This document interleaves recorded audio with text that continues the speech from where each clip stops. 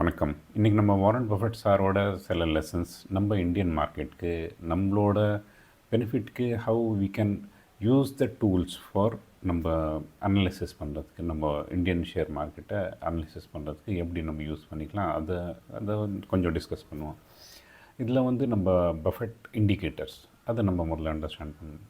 Buffett indicator பார்த்திங்கனாக்கா ஒரு சின்ன டூல் அவர் ஐடென்டிஃபை பண்ணார் to understand whether market under வேல்யூடா ஓவர் வேல்யூடா அது தெரிஞ்சுக்கிறதுக்கு பஃபெட் இண்டிகேட்டர் அப்படின்னு ஒரு விஷயம் ஐடென்டிஃபை பண்ணார்.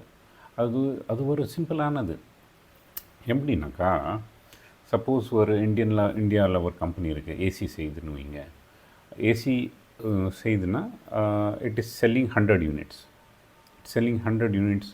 அப்படி இருக்கும்போது அதோட ஷேர் ப்ரைஸ் 100 யூனிட்ஸ் ஏறணும். அப்படி தானே சிம்பிளான கால்குலேஷன் பார்த்தா 100 யூனிட்ஸ் அளவுக்கு ஏறுதுன்னா 100 யூனிட்ஸோட ஷேர்ஸ் வேல்யூ 100 யூனிட்ஸ் ஏறணும். சப்போஸ் 200 யூனிட்ஸ் ஷேர் வேல்யூ ஏறிடுச்சுன்னா that means it is over valued. அதாவது ஷேர் மார்க்கெட் ஓவர் வேல்யூடாக இருக்குது. ஏன்னா share market is a bit volatile. ஆனால் இப்போ சேல்ஸ் ஆகுதில்ல, actual sales of ACs that is quantifiable, அது ஃபிக்ஸ்டு. ஸோ இதை நீங்கள் அண்டர்ஸ்டாண்ட் பண்ணிட்டீங்கன்னா, அதாவது 100 யூனிட்ஸ் ஏசி சேல் ஆகுது, ஆனால் ஷேர் ப்ரைஸ் 100 யூனிட்ஸ் ஏறணும். இதுதான் ஸ்டாண்டர்ட். 200 யூனிட்ஸ் ஏறிடுச்சுன்னா that means it is over valued. Share market Sensex over வேல்யூடாக இருக்குது. அதே நேரத்தில் suppose 100 units of AC sold, ஆனால் ஷேர் மார்க்கெட்டில் பார்த்தீங்கன்னா இட்ஸ் 50 யூனிட்ஸ் தான். அப்போனா it is under valued. That means அது 100 நோக்கி போகும். அப்போது ஏறுறதுக்கு வாய்ப்புகள் ஜாஸ்தியாக இருக்குது. So it's a small indicator. அந்த இண்டிகேட்டரோட அண்டர்ஸ்டாண்டிங் என்னென்னா, total number of shares, the value of all the shares in Sensex divided by GDP, அந்த கண்ட்ரியோட ஜிடிபி. இப்போ இந்தியாவில் இருக்க எல்லா ஷேர்ஸோட வேல்யூ நீங்கள் ஆடப் பண்ணிட்டீங்கன்னா டிவைடட் பை ஜிடிபி, அதாவது goods and service produced within the boundary of India, அது தட் இஸ் கான்ஸ்டன்ட். அது ஸ்டேபிளானது. அதை குவான்டிஃபைங் மெஷர் பண்ணலாம். அதில் ஸ்பெகுலேஷன் ஜாஸ்தியாக இருக்காது. அப்போது ஆனால் ஷேர் மார்க்கெட்டில் என்ன ஆகுனா, அதே product speculation, suppose people are buying more, அப்போது ஷேர் மார்க்கெட்டோட வேல்யூ ஏறிடும். ஆனால் ஜிடிபியோட கம்பேரிசன். ஸோ இதை அண்டர்ஸ்டாண்ட் பண்ணிட்டீங்கன்னா உங்களுக்கு இந்த பஃபெட் இண்டிகேட்டர் புரிஞ்சிடும். அவரோட லாங்குவேஜ் பார்த்தோன்னா it's a best single measure, it's a valuation at a given moment. அப்படி இருக்கும்போது ஒரு நாட்டோட share value means total share market அதோட வேல்யூஷன் எப்படி இருக்குது. இப்போது 100க்கு மேலே போயிடுச்சுன்னா, suppose the ratio between market cap divided by GDP, இப்போது மார்க்கெட் கேபிட்டலைசேஷன் சொல்லுங்கள், இல்லை மார்க்கெட் வேல்யூஷன் சொல்லுங்கள், இது ரெண்டும் ஒன்று தான். So market cap divided by GDP இது 100% இருந்துச்சுன்னா இட் இஸ் ஸ்டேபிள். 100க்கு மேலே இருந்துச்சுன்னா it is over valued. Suppose shares value அதுக்கு மேலே போயிடுச்சு due to a high buying, more buying, அதனால ஏறிடுச்சுன்னா it will be over valued. 100 கீழே இருந்துச்சுன்னா it is under valued. To read the market, how a country's market is heading to, இது ஒரு சிம்பிளான டூல். நீங்கள் கூகுள் பண்ணி பார்த்தீங்கனாலே உங்களுக்கு அந்த கிராஃப் நீங்கள் பார்க்கலாம். 2007 கொஞ்சம் 2007-8 அதுக்கப்புறம் நவ். ஸோ இந்த டைமில் மார்க்கெட் இஸ் ஓவர் வேல்யூட். இப்போது இதோட பெனிஃபிட் என்ன, இதை அவர் எப்படி இதை பெனிஃபிட்டாக யூஸ் பண்ணுவார், அவரோட ப்ராக்டிக்கலாக எப்படி யூஸ் பண்ணுவார். அதாவது இஃப் இட் இஸ் ஓவர் வேல்யூட்னா என்ன அர்த்தம், பீப்புள் ஆர் பாயிங் மோர்.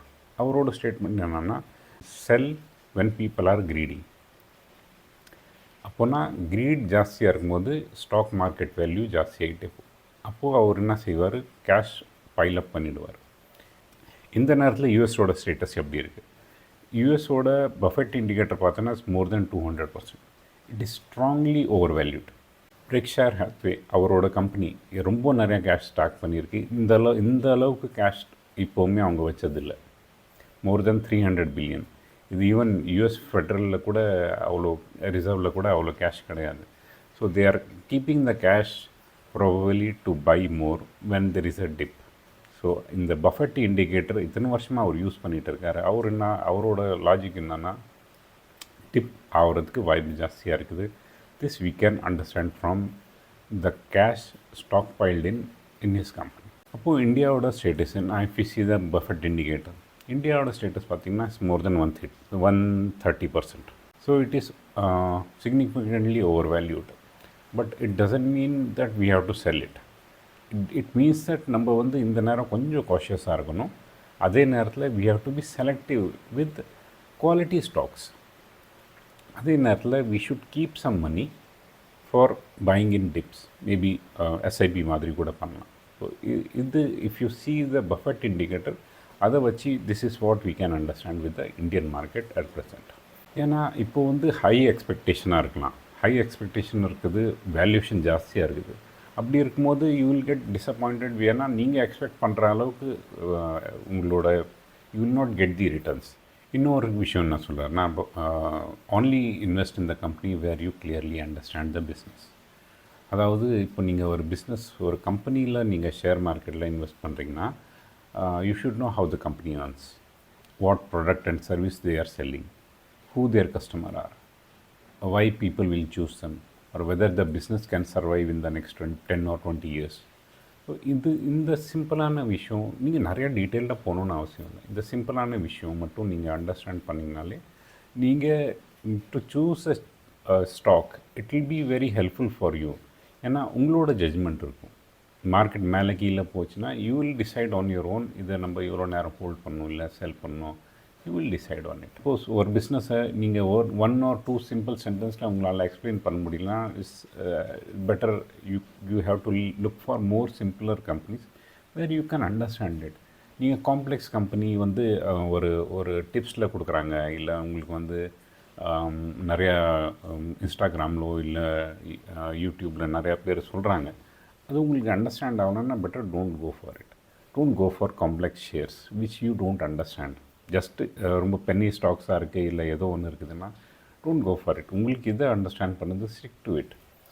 ஏன்னா நம்ம ஷேர் மார்க்கெட்டில் இன்வெஸ்ட் பண்ணுற ஒரு எக்ஸ்பர்ட் அவருக்கே காம்ப்ளெக்ஸாக இருந்தால் விட்டுடுங்க சொல்லும்போது we should not think more.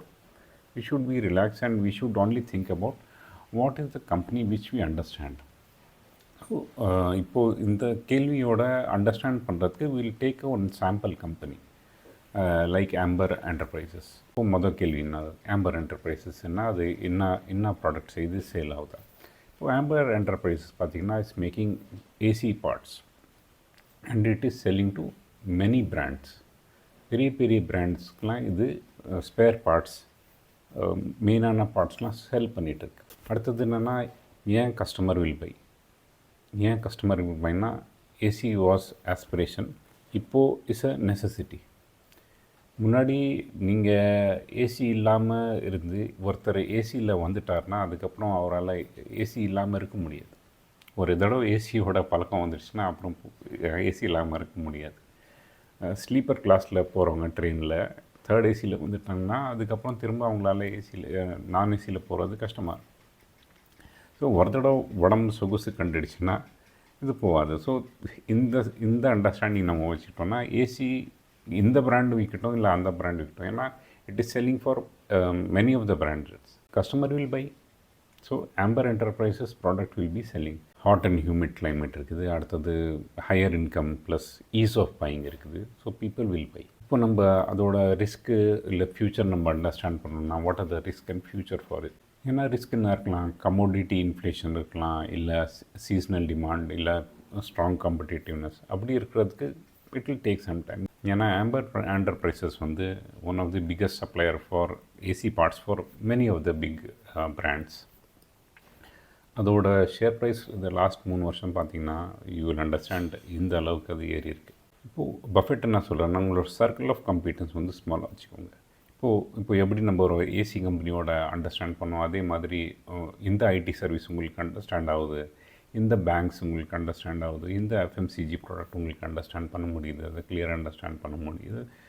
Plus நீங்கள் you can analyse, you can understand how the company is working on, நம்மளும் எக்ஸாம் டைமில் என்ன செய்வோம், இது தெரியுது அது மட்டும் தானே படிச்சுக்கிறோம், அதே மட்டும் அந்த எக்ஸாம் மட்டும் தானே எழுதுகிறோம். அது மாதிரி எக்ஸாம் மாதிரி தான் இந்த ஷேர் மார்க்கெட். நம்மளுக்கு என்ன அண்டர்ஸ்டாண்ட் ஆகுதோ we should invest in that. இது மாதிரி நீங்கள் உங்களோட போர்ட்ஃபோலியோ டிஃபைன் பண்ணி வச்சிட்டிங்கன்னா, மார்க்கெட் அண்டர்ஸ்டாண்ட் பண்ணிட்டீங்கன்னா, மார்க்கெட் வேல்யூஷன் அண்டர்ஸ்டாண்ட் பண்ணிட்டீங்கன்னா, உங்களுக்கு லாங் டேர்ம் இன்வெஸ்ட்மெண்ட் பண்ணும்போது it will be helpful and you will gain some more.